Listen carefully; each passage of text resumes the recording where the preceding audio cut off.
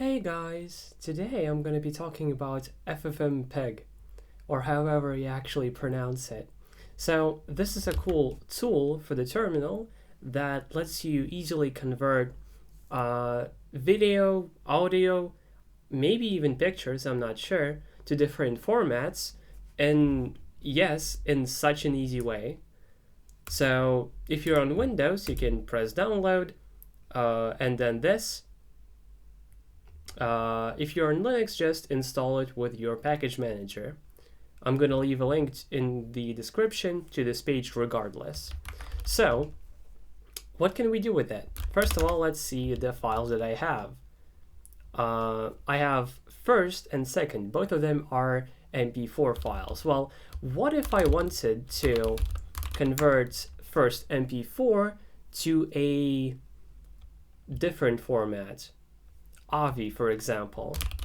Well, I just specify, first of all, the input, then the output.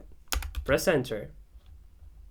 And once it actually finishes, that's going to be it.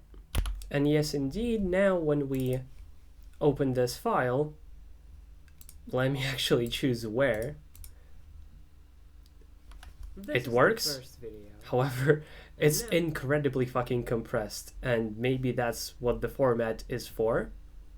I don't know, I've never used AVI. Well, let's actually come back and delete it. And now, let's convert the first to a sound file, so to a WAV file. You can actually do even that, which is just crazy. This is just an audio file now. Amazing. And let's go to my place that has music. Oh, not this music, different music. I guess audio. Oh, I no longer store it there. Okay, in that case, sounds, where I store my different sound effects that I can play. God, that's way too loud. Hold up. Okay. So what if I want to convert shall we to a different format, for example, a MP3? Well, the idea is the same. I specify shall we, and then shall we, once again. Come on. Escape just does not work. That's crazy. But just specify MP3. And when I look at it, yeah, it's what you expect. We have an MP3 file now, so let's open it. And it's somewhere here, essentially. So the same idea, so let's git reset hard to head, because I don't actually need that file. I could delete it, but I think it's just easier to do it this way. So let's go back to screen videos. There are a couple of more things that you can do with Ffmpeg. And if you're a complete freak like me, you could actually use it as editing software. And now, whenever I need to combine videos or cut a part of the video or something of that nature, just use Ffmpeg. I used to use DaVinci Resolve. I no longer have that installed in my system. So let's also delete first wave and see what else we can do with Ffmpeg. I wrote a few functions, and actually I'm lying because it's not really me that wrote those functions, it was GPT, ChatGPT. So the cool thing about Ffmpeg is the fact that ChatGPT knows about it. So you can just ask, how can I do this thing with Ffmpeg? And it will give you the command, which surprisingly enough works pretty much always. So let's go through each one of those and see how they are useful. First of all, cut. Let's actually go to the first video because it has a couple of sections to show off these functions. So let's watch it. This is the first video. And now I'm going to be talking for a while, and this is the part that I want to cut out. Cool, so I want this part where I say that to now be a separate video so I can cut it out. So let's find the timestamp of that part that I want to cut out. And now I'm going to be talking for a while, and this is... Okay, so around here, let's say like 4 seconds more or less. So let's say cut first. Now we name the output file cutout version, also .mp4, and it starts at 4 seconds. And in Ffmpeg, you can actually specify the time up to milliseconds. So I'm not gonna be too specific, so I'm just gonna leave it at this. And then where do I stop talking for a while? And this is the part that I want to cut out. And this is let's go back and now specify a more specific time. I'm just repeating myself. Specify a more specific time. Ah, yes. Cool. So now when I run this command, and by the way, this is written by me, and it's in my .z shell rc config, and I leave a description. Sure. I leave a link in the description to all of my dot files, so you can just steal these functions from me. So essentially, first, you specify the input file, then the output, then where do you start, then where do you end. Okay, let's run this, and it takes some time, but not too long. Well, it's already done. Cool. Let's open, and now cutout version. Looking for a while, and this is the part that I want to cut out. And great, now we just cut out some part of a file. Makes sense. I was recently watching Saiki Kusuo, and like, it's a funny anime. I wanted to cut out some like bits and pieces from it so you can share with my friends, because haha, funny. Well, I could just do that with Ffmpeg. I didn't need to install and open DaVinci Resolve or any other editing software. I could just specify the time using Ffmpeg, and here I am. I have a file. However, what if that file is too big to upload on Discord, for example? Well, for that, that's a lie, I didn't write it, ChatGPT wrote this function called compress.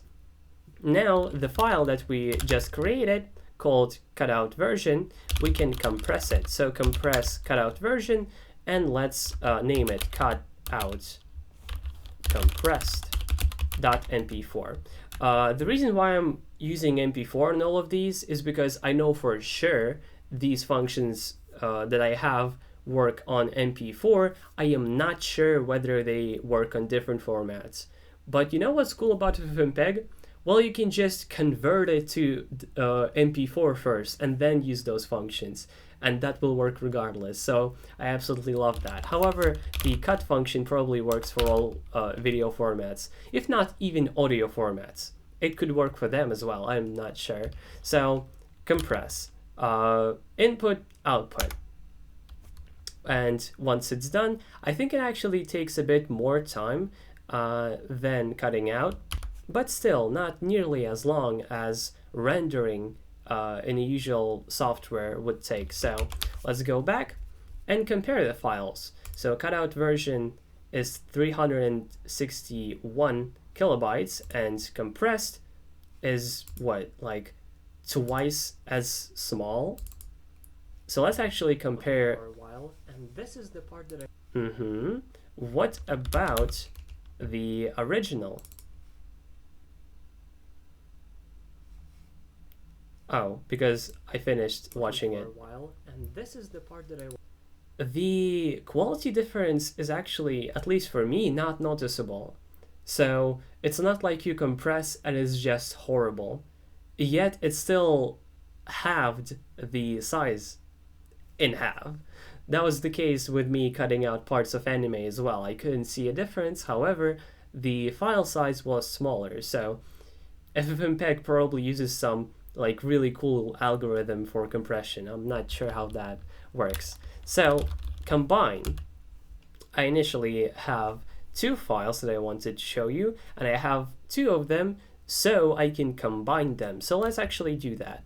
I'm gonna quickly go over what's happening actually here in this function. First of all, we convert MP4 to a special video format, that for sure works. And we do that for both files. Then we create a file called inputs, because the next command is best used with a file as input. And it concatenates those two files. And then the function removes the text file that it created and the special version video formats that it created. So it doesn't leave any residue, you could say. Okay, so let's use combine.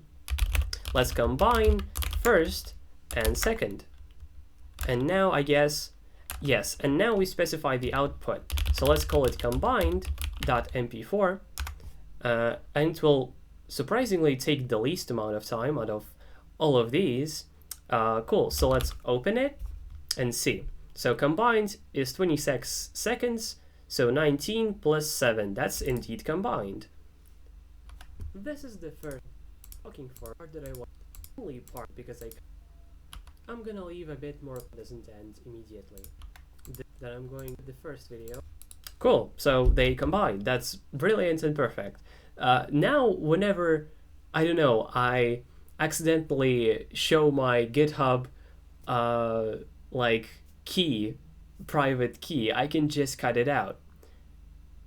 About cutting out. We cut out a part of the video and made the original video stay the same. But what if you want to cut out a part of the video in a way where that part is no longer in the video, but everything else is? Well, you actually can do that with the cutout function.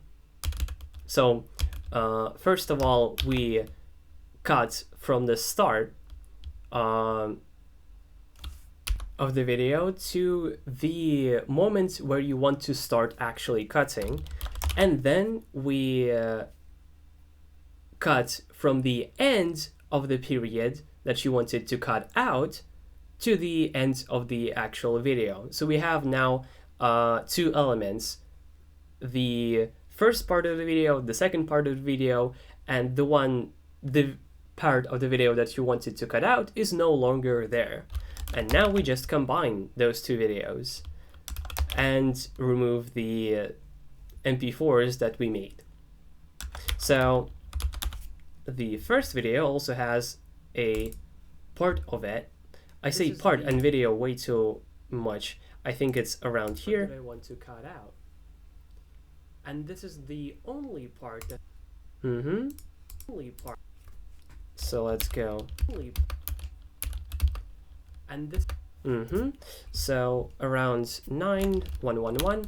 So let's cut out first. The second parameter is the output file. So what we will call it is cut out. Perfect name, I love it. So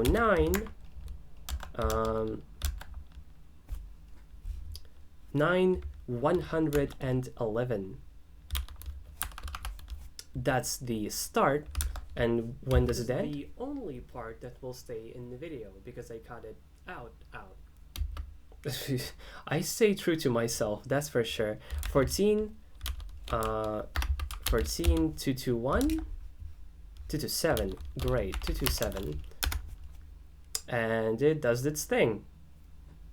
Now when we have a look at the file that we have, cut out, it's 14 seconds. This is the first video.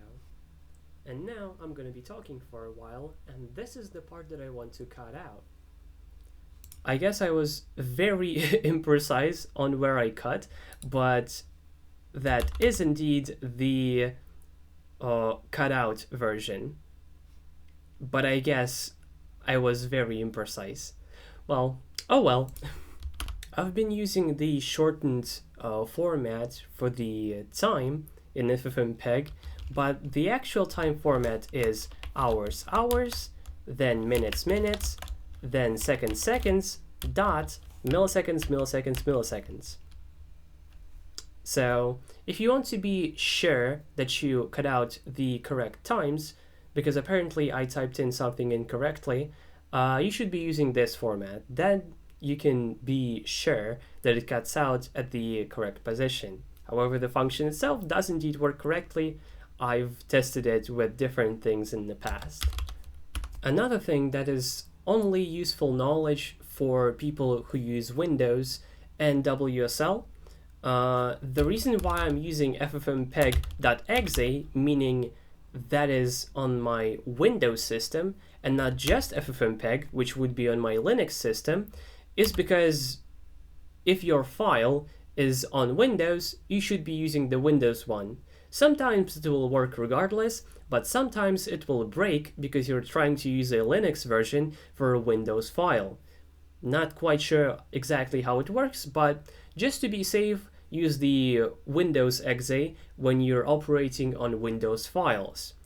And to add to that, since you have ffmpeg.exe in your path, or at least you should be, on Windows, you can also create different other scripts that use ffmpeg to do whatever you want.